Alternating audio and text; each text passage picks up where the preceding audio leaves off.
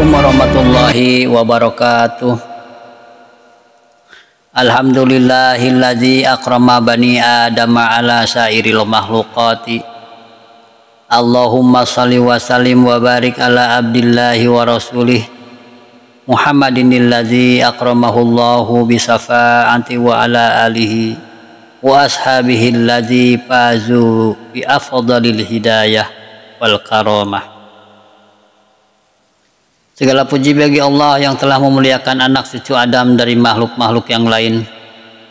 Salawat dan salam serta keberkahan semoga tercurah kepada hamba dan utusan Allah Muhammad sallallahu alaihi wasallam yang telah dimuliakan Allah dengan syafaat, dan kepada keluarganya serta para sahabatnya yang mendapatkan kemenangan dengan hidayah dan kemuliaan yang paling utama. Pemirsa yang budiman yang dirahmati Allah Subhanahu wa Ta'ala, dimanapun Anda berada, semoga Anda dalam keadaan sehat walafiat, tidak kurang suatu apapun, disehatkan badannya, ditambahkan ilmunya, dilimpahkan rezekinya, amin ya robbal alamin. Kita jumpa lagi di channel Cermin, yaitu Ceramah Minimalis. Di kesempatan kali ini saya ingin menyampaikan satu tema dengan judul bagaimana caranya ruh keluar dari jasad manusia. Dalam sebuah hadis telah diterangkan bahwa ketika manusia menghadapi naza, maka lisannya ditutup, kemudian masuklah 4 malaikat kepadanya. Malaikat pertama mengucapkan, "Semoga keselamatan tetap tercurah kepadamu. Aku adalah malaikat yang bertugas mengurusi rizkimu. Aku telah mencarinya di bumi belahan timur hingga di belahan bagian barat, tetapi aku tetap tidak menemukan rizkimu, meskipun hanya sesuap." Kemudian malaikat yang kedua mengucapkan, "Semoga keselamatan tetap tercurah kepadamu. Aku ini adalah malaikat yang bertugas mengurus minumanmu dari air dan yang lainnya, dan aku telah mencarinya di bumi bagian timur hingga ke bumi bagian barat. Akan tetapi aku tetap tidak menemukan minuman bagimu, meskipun hanya setetes. Semuanya itu karena ajalnya telah dekat." Malaikat yang ketiga berkata, "Semoga keselamatan tetap tercurah kepadamu. Aku adalah malaikat yang bertugas mengurus napasmu. Aku telah mencarinya ke sana kemari, mulai dari bumi bagian timur hingga bumi bagian barat, tetapi aku tidak menemukan satu napas pun dari napasmu itu." Sedangkan malaikat yang keempat berkata, "Semoga keselamatan tetap tercurah kepadamu. Aku ini adalah malaikat yang bertugas mengurus ajalmu, dan aku telah mencarinya ke sana kemari, tetapi aku tetap tidak menemukan satu detik pun tambahan bagi umurmu." Setelah itu masuklah malaikat Kiraman Katibin, malaikat pencatat amal perbuatan manusia, dari sebelah kanan dan sebelah kirinya. Kemudian malaikat yang berada di sebelah kanan berkata, "Semoga keselamatan tetap tercurah kepadamu. Aku adalah malaikat yang bertugas mencatat amal baikmu." Kemudian ia mengeluarkan buku putih dan memperlihatkannya kepada orang yang tersebut seraya berkata, "Lihatlah amal perbuatanmu." Ketika ia melihat catatan amal kebajikannya, ia tampak gembira dan senang hatinya. Selanjutnya malaikat yang berada di sebelah kiri mendekat seraya berkata, "Semoga keselamatan tetap tercurah kepadamu. Aku ini adalah malaikat yang bertugas mencatat amal kejelekanmu." Lalu malaikat itu mengeluarkan buku hitam dan memperlihatkannya kepada orang tersebut seraya berkata, "Lihatlah catatan amalmu ini." Maka mengalirlah keringat orang tersebut setelah mengetahui catatan amal buruknya, seraya menoleh ke kanan dan ke kiri karena dihantui rasa takut. Malaikat tadi kemudian melemparkan buku tersebut di atas bantalnya, kemudian berpaling dan terus pergi. Kemudian masuklah malaikat maut dengan didampingi oleh 2 malaikat, yaitu malaikat rahmat di sebelah kanannya dan malaikat azab di sebelah kirinya. Dan di antara manusia itu ada yang ditarik ruhnya dengan cara yang sangat baik dan halus, serta cukup dengan 1 kali tarikan. Tetapi ada pula yang ditarik dengan cara yang sangat kasar, dan ketika ruh itu telah sampai di tenggorokan orang yang sedang menghadapi naza, maka barulah malaikat maut mengambilnya. Apabila ia termasuk orang yang mendapat keberuntungan, maka ia akan dipanggil oleh malaikat rahmat.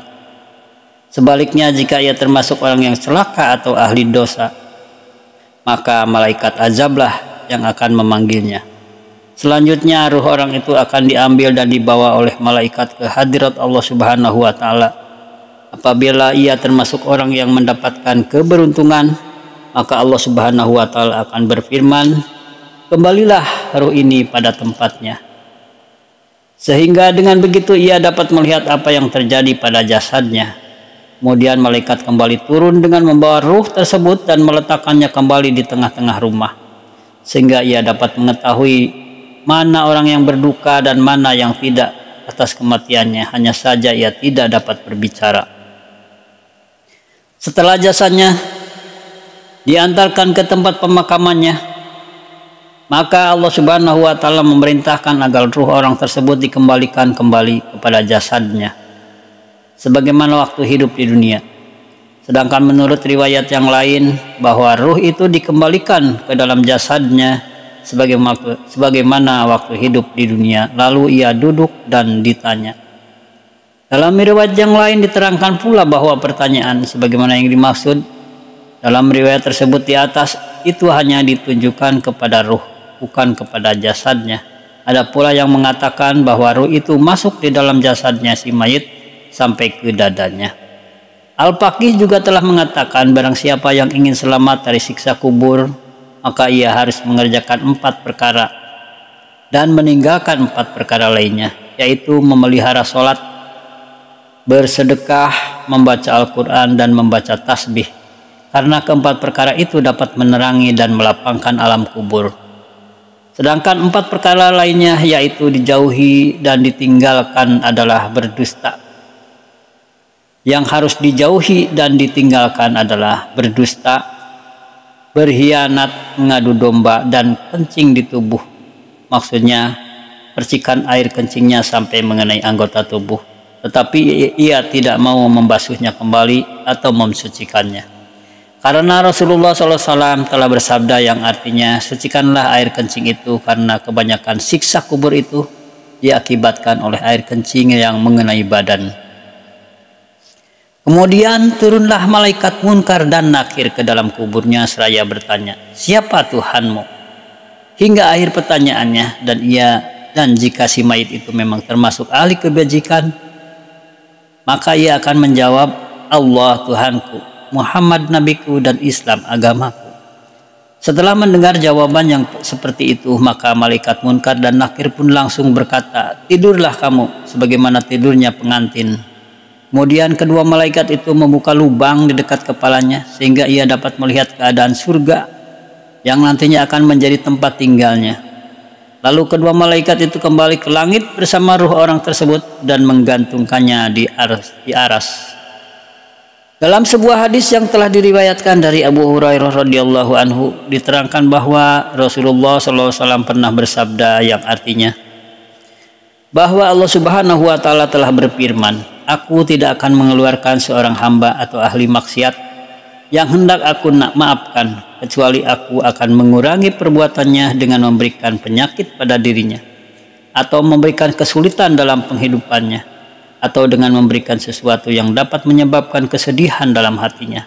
Tetapi jika ia masih tetap bergelimang dengan dosa, maksiat, maka aku akan memberatkan dirinya ketika mati, hingga ia bertemu denganku nanti. Dan jika ia tidak mempunyai dosa dan kesalahan, maka demi kemuliaan dan keagunganku, aku tidak akan mengeluarkan seorang hamba yang aku ampuni, kecuali aku akan menepati janji kepadanya dengan membalas setiap kebajikan yang telah dikerjakannya, memberikan kesehatan jasmaninya, memberikan kegembiraan, termasuk kelapangan rezekinya.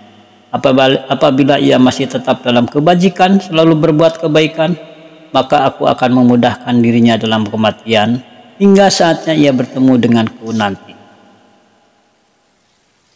Dalam sebuah riwayat yang lain juga telah diterangkan bahwa ketika seorang manusia itu telah meninggal dunia, maka turunlah beberapa malaikat dari langit kepada dirinya, seolah-olah wajah para malaikat itu bagaikan sinar matahari.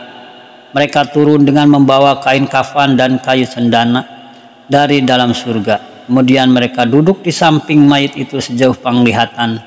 Setelah itu datanglah malaikat maut dan langsung duduk di samping kepalanya seraya berkata, "Keluarlah kamu, wahai jiwa yang tenang. Kembalilah kamu kepada ampunan dan keriduan Allah Subhanahu wa taala." Dalam sebuah riwayat lain juga telah diterangkan bahwa Rasulullah SAW pernah bersabda yang artinya, "Ruh itu keluar dan mengalir dari tubuh laksana mengalirnya setetes air dari minuman.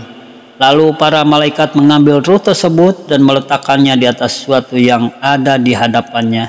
Kemudian dimasukkan ke dalam kain kafan. Dan selanjutnya keluarlah bau harum dari dalam kain kafan tersebut, laksana harumnya bau minyak misik." Diriwayatkan pula Rasulullah SAW telah bersabda, "Para malaikat tidak membawa ruh naik ke atas langit melewati beberapa malaikat lainnya, kecuali mereka bertanya, 'Bau harum apakah ini?' Lalu malaikat itu membawa ruh itu menjawab,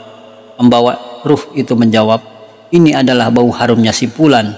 Seraya ia menyebutkan tentang kebaikan sipulan tadi. Dan ketika para malaikat pembawa ruh itu telah sampai di langit, mereka meminta agar dibukakan pintu langit untuk perjalanan ruh, sehingga ruh itu diantarkan sampai ke langit yang ketujuh. Setelah itu ada panggilan dari hadirat Allah Subhanahu wa taala, 'Tulislah di buku mayit ini pada tempat yang tinggi.' Selanjutnya para malaikat tadi mengembalikan ruh itu ke bumi, tempat kejadian manusia. Sebagaimana yang telah ditegaskan oleh Allah Subhanahu wa taala di dalam firman-Nya yang artinya, 'Di bumi atau tanah itulah kami jadikan kamu, dan kepada kami akan mengembalikan kamu, dan daripadanya pula kami akan mengeluarkan kamu pada kali yang lain.'" Quran Surat Toha ayat 55. Rasulullah SAW melanjutkan sabdanya yang artinya sebagai berikut, "Setelah para malaikat membawa ruh itu mengembalikan ruhnya kepada jasadnya, maka datanglah dua malaikat kepadanya dengan bentuk yang sangat menakutkan. Kemudian mereka mendudukkan si mayit seraya bertanya, 'Siapakah Tuhan kamu?' hingga akhir pertanyaan. Setelah itu keduanya bertanya pula, 'Apakah kamu katakan kepada laki-laki ini? Apa yang kamu katakan kepada laki-laki ini yang telah diutus kepadamu, yaitu Muhammad SAW?' Ia menjawab, 'Dia adalah utusan Allah, di mana Allah Subhanahu wa taala telah menurunkan Al-Quran kepadanya, dan aku telah beriman kepadanya serta membenarkan apa yang telah disampaikannya.' Lalu tiba-tiba terdengar suara yang memanggil, 'Benar hambaku ini, maka sekarang bentangkan alas surga kepadanya, dan berilah ia pakaian dari surga, serta bukakan pintu surga untuknya.'" Rasulullah SAW melanjutkan sabdanya lagi yang artinya sebagai berikut, "Setelah itu datanglah seorang laki-laki yang sangat rupawan dan berpakaian sangat harum kepada si mayit. Lalu laki-laki itu berkata, 'Bergembiralah kamu dengan segala sesuatu yang dapat menyenangkan hatimu. Ini adalah hari yang pernah dijanjikan kepadamu.' Lalu mayit itu berbalik bertanya, 'Siapakah sebenarnya kamu? Semoga Allah memberikan rahmatnya kepadamu. Belum pernah aku melihat seorang yang lebih tampan daripada kamu sewaktu hidup di dunia.'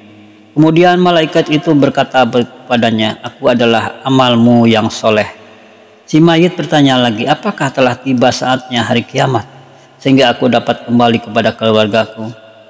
Dalam sebuah riwayat lain juga diterangkan bahwa Rasulullah SAW telah bersabda yang artinya sebagai berikut, 'Apabila seorang itu termasuk ahli maksiat atau sedang dalam keadaan berbuat dosa, manakala ajal menjemputnya, maka para malaikat akan turun dari langit dengan membawa pakaian siksa azab.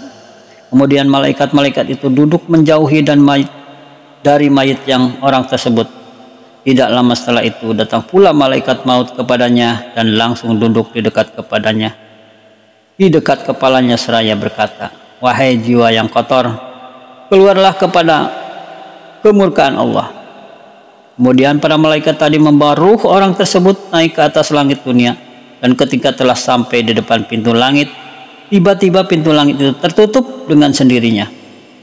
Kemudian ada suara yang memanggil dari hadirat Allah Subhanahu wa taala, 'Kembalikanlah ruh itu kepada tempat tidurnya.'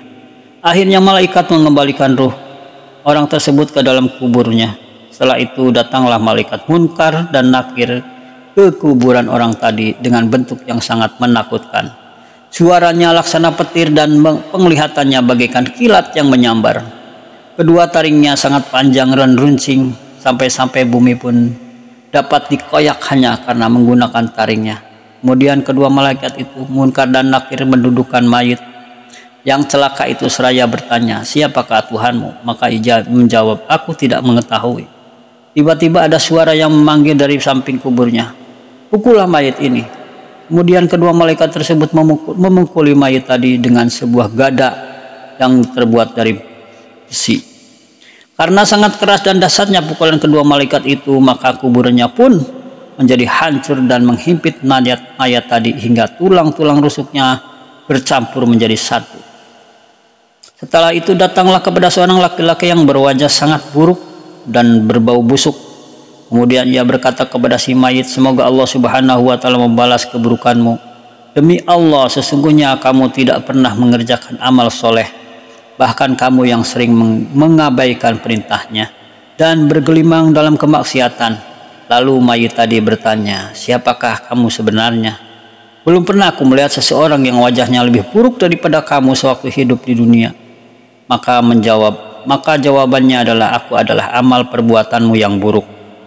Setelah itu dibukalah lubang untuk si mayit, sehingga ia dapat melihat tempat kembalinya nanti di neraka. Akhirnya ia selalu mendapat siksa atau azab dalam kubur hingga datangnya hari kiamat nanti. Dalam sebuah riwayat diterangkan bahwa orang yang beriman yang sempat melakukan dosa selama hidupnya di dunia, maka ia akan merasakan siksa atau azab dalam kuburnya selama 7 hari.